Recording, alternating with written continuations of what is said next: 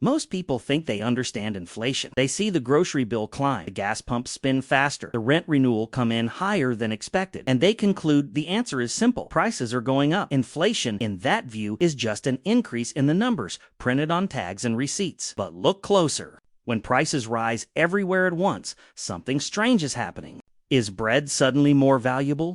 Is gasoline inherently worth more? Or is it possible that what's changing is not the price of things, but the value of the money used to buy them? That distinction matters more than most realize, because inflation is not fundamentally about price tags. It is about purchasing power. It is about how much your money can command in the real world and how that power quietly erodes over time. This is not a story designed to create panic. It is a story about clarity, because once you understand what inflation actually is, you begin to see the economy differently. So, if inflation isn't just higher prices, what is it really? Turn on the news during an inflationary period, and you will almost always see the same graphic, a percentage next to the words Consumer Price Index. Anchors talk about food prices, rent increases, energy costs. The story becomes a list of things getting more expensive. In everyday conversations, it sounds the same. Groceries are up. Housing is up. Everything costs more. That becomes the definition. But this framing quietly narrows the lens. It trains us to treat inflation as a collection of price changes rather than a single underlying force. We react to symptoms instead of asking what is driving them. Here is the subtle shift most people miss. Prices are visible. They move in front of us.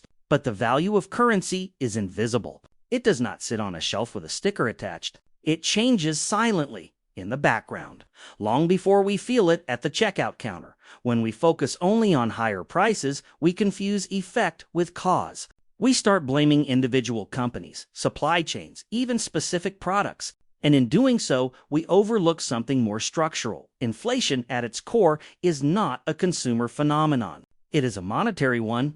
And if we are going to understand it properly, we have to start there. To understand inflation clearly, we have to shift away from store shelves and look at the structure of money itself. At its most fundamental level, inflation is a sustained decline in purchasing power. It occurs when the supply of money in an economy expands faster than the supply of goods and services available to purchase. Imagine a simple scenario. In a small town, there are 100 units of currency and 100 loaves of bread. Each unit of money can reasonably claim one loaf. Now imagine that the number of loaves stays the same, but the amount of currency doubles to 2. Nothing about the bread has changed, but the number of claims on that bread has increased. Each individual unit of money now represents a smaller share of real goods. Prices rise, not because bread became more valuable, but because each currency unit became less scarce. This imbalance between money supply and real production is the mechanism beneath inflation. Central banks can influence money supply through monetary policy.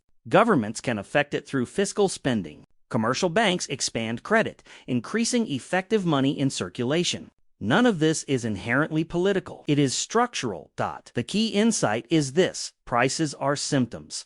They are signals revealing a deeper shift in the value of money itself, and once money begins to lose purchasing power, something else changes as well. Incentives begin to shift across the entire economy.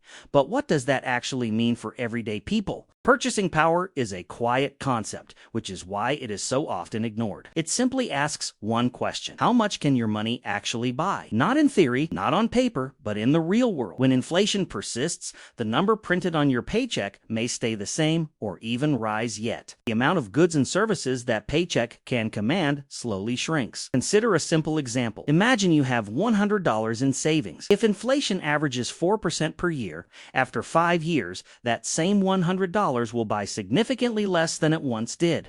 Nothing dramatic happens overnight. There is no announcement, but the erosion compounds quietly.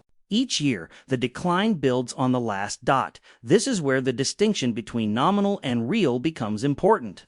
Nominal wages may increase. You might receive a raise. But if your income grows 3% while inflation runs at 4%, your real purchasing power has declined. On paper, you are earning more. In reality, you can afford less. That subtle gap creates discomfort. It explains why many people feel financially squeezed even during periods of reported economic growth. And if purchasing power is declining for some, it raises an uncomfortable question: who, if anyone, is benefiting? When inflation rises, the story does not unfold evenly. While purchasing power declines for some, others experience a different effect entirely. Consider borrowers with fixed interest rates. If someone takes out a long-term loan at 3% and inflation later climbs to 5%, the real value of that debt shrinks over time. They repay the loan with currency that is worth less than when they borrowed it.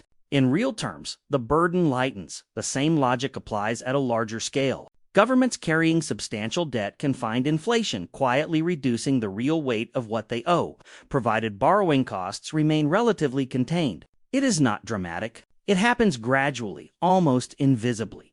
Asset holders may also benefit. Real estate, equities, and other tangible or productive assets often adjust with inflation. Their nominal values rise as currency units lose purchasing power. Those who hold appreciating assets may see their balance sheets expand, even as cash holders feel pressure.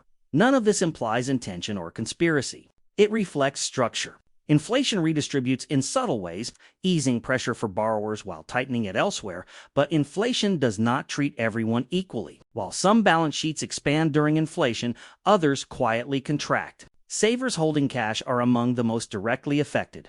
When money loses purchasing power year after year, funds sitting in low-yield accounts effectively shrink in real terms. The numbers remain the same, but what those numbers can buy steadily declines. Fixed-income earners face a similar challenge.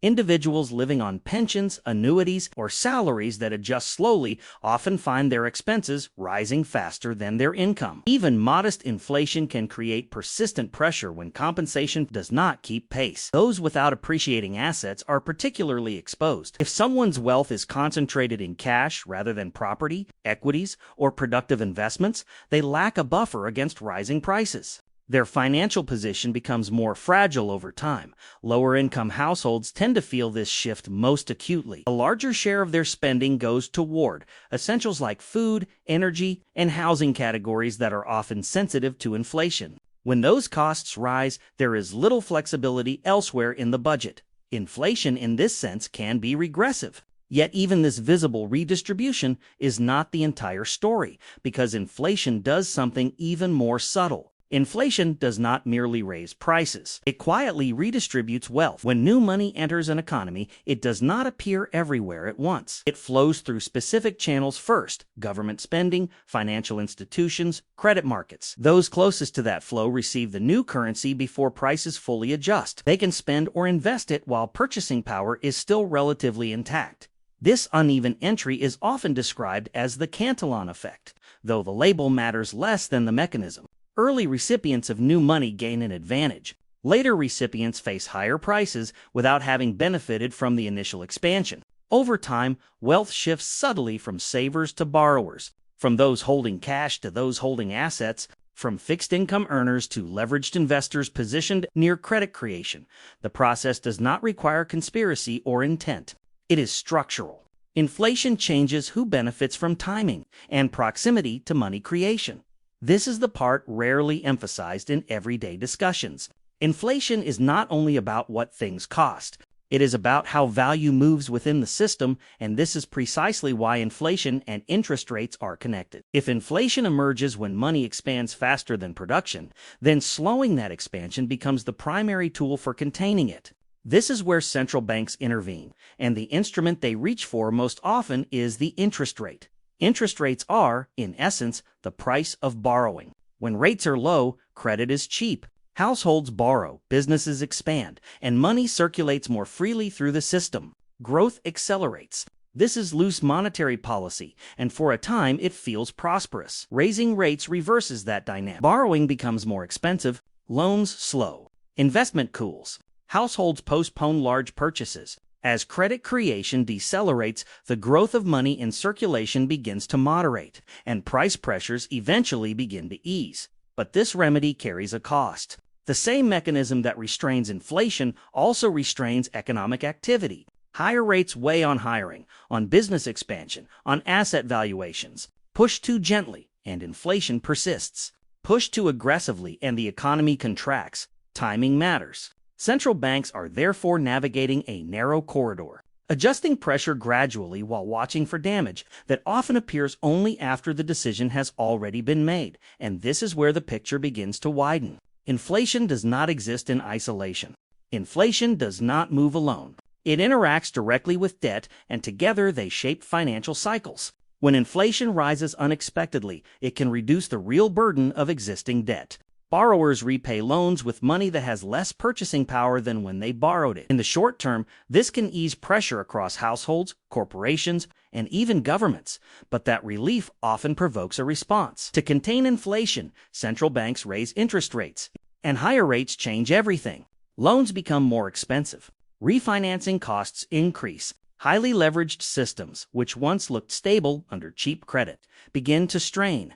This is how inflation can quietly transform into fragility. What starts as purchasing power erosion can evolve into tightening financial conditions, exposing weaknesses that were previously hidden. We have seen this pattern before. Inflation builds. Rates rise, leverage becomes vulnerable, and stress surfaces. So what should individuals actually do? Understanding inflation is not about reacting in fear. It is about recognizing the environment you are operating in. When purchasing power shifts, the goal is not to predict every movement, but to think in real terms rather than nominal ones. A return that looks impressive on paper may be far less meaningful once inflation is considered. A savings balance that appears stable may be quietly eroding. Long-term thinking becomes essential. Diversification matters more when currency value is uncertain. Assets tied to real production, tangible goods, or adaptive pricing power tend to behave differently than idle cash. Awareness of how inflation interacts with debt, wages, and interest rates allows you to evaluate decisions more clearly. None of this requires panic. It requires perspective. Inflation is a structural force, not a headline event.